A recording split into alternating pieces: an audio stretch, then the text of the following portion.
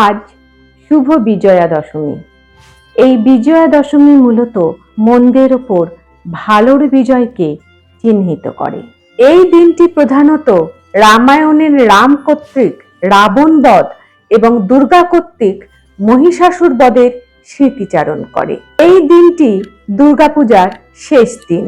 এই দিনে দেবী দুর্গা উল্লাসের সঙ্গে কৈলাসে ফিরে যান।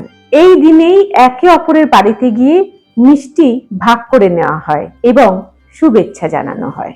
এই বিসর্জনের দিনে দেবী মার সামনে ঢাকের বাজনার তালে সিঁদুর খেলা এবং ধুনুচি নাচের রীতি প্রচলিত আছে। এই 5 দিনের আনন্দ আয়োজনের পর সকলের মনে নেমে আসে বিষাদের সুর। আসছে বছর আবার হবে, এই আশা নিয়েই আবারও শুরু হয়ে যায় মায়ের প্রতীক্ষা।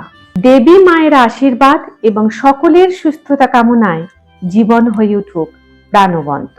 এমনই আরো গুরুত্বপূর্ণ তথ্যের সন্ধানে আমাদের চ্যানেলটিকে সাবস্ক্রাইব করুন।